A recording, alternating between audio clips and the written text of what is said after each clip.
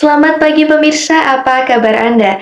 Bersama saya Nadia Fauziah Putri yang akan menemani kalian dengan berita terpercaya dan terkini yang kami siapkan untuk Anda hanya di Minute News.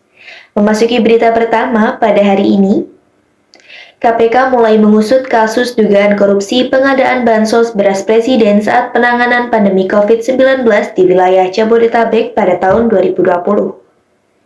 Juru bicara KPK Tessa Mardika saat dihubungi Rabu 26 Mei tahun 2024 mengatakan bahwa kerugian sementara mencapai 125 miliar rupiah.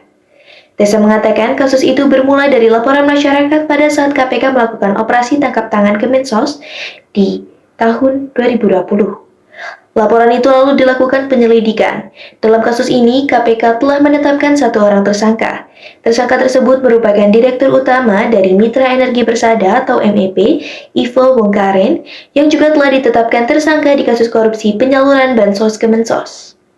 Tessa menambahkan, modus dalam kasus ini berkaitan dengan adanya pengurangan kualitas Bansos Presiden yang disalurkan ke masyarakat. Dugaan modus pengurangan kualitas bansos diberitakan sebelumnya. KPK memanggil 4 orang untuk diperiksa sebagai saksi dalam pengembangan perkara penyaluran bansos di Kementerian Sosial. Dari tahun 2020 sampai 2021. Pemeriksaan dilakukan di gedung KPK pada Selasa tanggal 26 Juli tahun 2024 ini. Tessa mengatakan 4 orang yang dipanggil itu terdiri atas 3 pegawai Kemensos dan 1 pihak swasta. Kasus ini merupakan pengembangan dari kasus korupsi bansos beras yang membuat Direktur PT Bandagara Reksa, Kunchoro Wibowo, divonis selama 6 tahun penjara. Majelis Hakim Pengadilan Tipikor Jakarta mengetuk putusan pada Senin 10 Juni lalu. Kunchoro dinilai tidak mendukung program pemerintah dalam mewujudkan pemerintahan yang bersih dari korupsi, kolusi, dan nepotisme.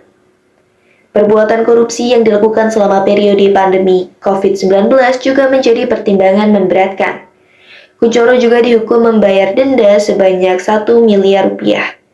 Ketua Majelis Hakim Jumanto saat membacakan amar putusan di Pengadilan Tipikor Jakarta Senin 10 Juli tahun 2024 mengatakan bahwa denda 1 miliar dengan ketentuan apabila denda tersebut tidak dibayar diganti dengan pidana kurung selama 12 bulan. Hakim juga membacakan vonis untuk 5 terdakwa lain dalam kasus dugaan korupsi bansos beras Kemensos tahun 2020 sampai 2021 ini. Sekian informasi yang dapat saya bagikan hari ini. Selamat pagi dan selamat beraktivitas semuanya. Terima kasih dan sampai jumpa.